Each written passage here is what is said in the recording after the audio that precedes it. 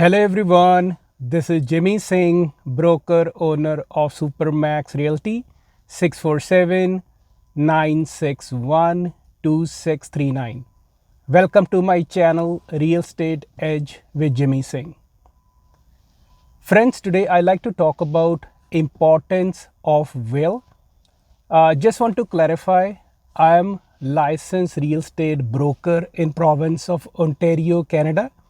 By no means I'm giving any legal opinion or advice in this video. This is purely for information purposes. So it keeps your mind thinking. And since we are living right now with COVID-19 pandemic, right now I'm recording video in September of 2021. And the reason of me making this video is in the morning, I was talking to one of my friends. His father passed away in India because of COVID, and he is in mid 50s. So he's just wondering, with all his properties and investments, how he can move forward. So I'm a big believer that will is a very important tool in your financial planning of your estate. So first thing, guys, I want to talk about is, as we are all aware, there's lot of death in pandemic. And if you work hard to buy your dream home, or you created so many assets, it is very good idea to set things properly so you can take advantage of your tax savings. And these days, average house around Greater Toronto area, Golden Shoe, even in London area is close to $1 million. And you don't want courts to get tangled and litigation with your family. So first thing I like to talk about is basic definition. So what is a estate? Estate, guys, is basically any assets or liability you have left upon your death. Then we talk, another legal term we call beneficiaries. So if somebody pass or dies, he left all his money or his properties, for certain people, or it can be, grandkids, family, spouse, charity, relatives, niece and nephews. So those are your beneficiaries, right? So just like when you go to, you take a mortgage, bank wants some kind of insurance on your mortgage. So if something happened to you during course of term of a mortgage, they are protected, right? So, these are unusually, crazy times. So it's very unusual. I see some people under stress, in their 30s, 40s, pass away. And if you don't have a will, talk to your lawyer today. So first thing, guys, the term is called dying intestate. So if somebody is dying without a will, in legal term, we called it dying intestate. That is the term you have to remember. So there is many issues that can arise when somebody dies. Family members, may find themselves in different litigation, right? Sometimes what happen is, children are left with equal asset. As a father, some person might think, okay, I'm going to have equal share with my, kids. But because of sentimental values, kids don't see these things the same way, and they can drag the family in the court in expensive legal battle. There's two important terms, we talk in real estate when you're buying property.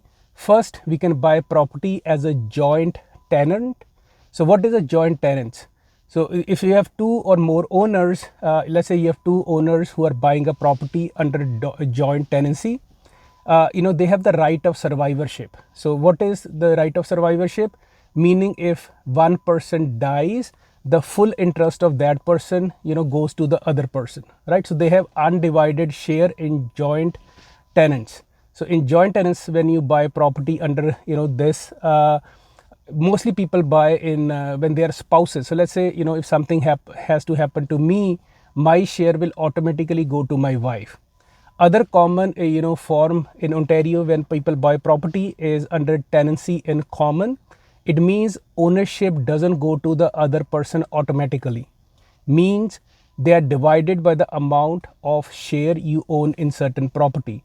So if there's no will, it's questionable how the property has to be distributed, right? And when there's more than two people, you love the most, it get really complicated, and then basically government comes in the picture, and the tax of the estate can be very high.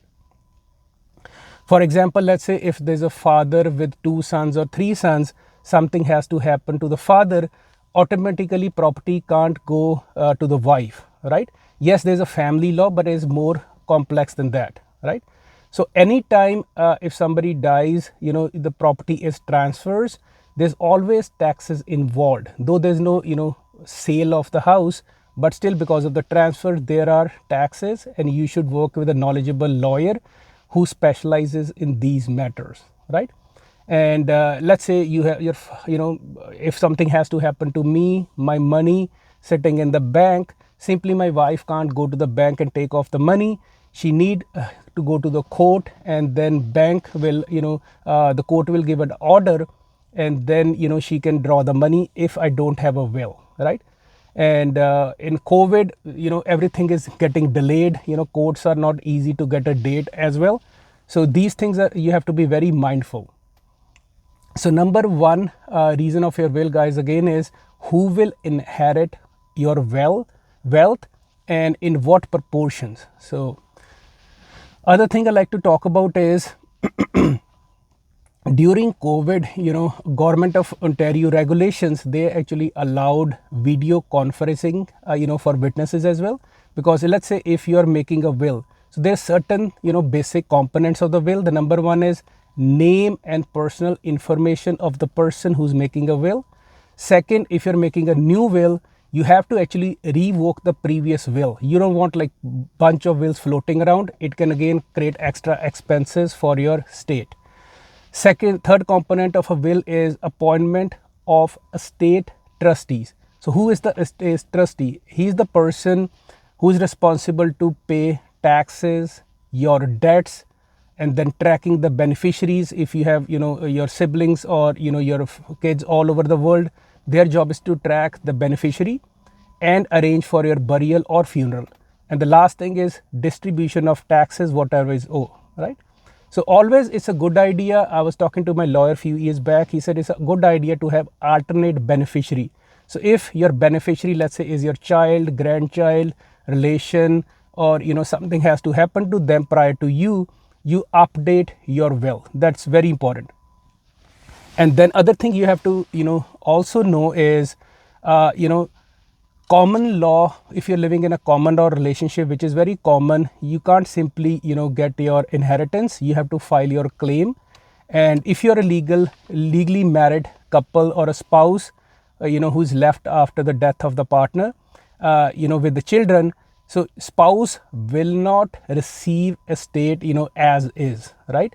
So spouse will only get the first $200,000, then equal share will go to the kids. But again, talk to a knowledgeable lawyer. And in case the children are minor, they are young, then the office of public guardian is involved. So they will decide how the money has to be taken care. So it doesn't mean that surviving partner automatically assume that he's the guardian of children money. It doesn't work that way, right?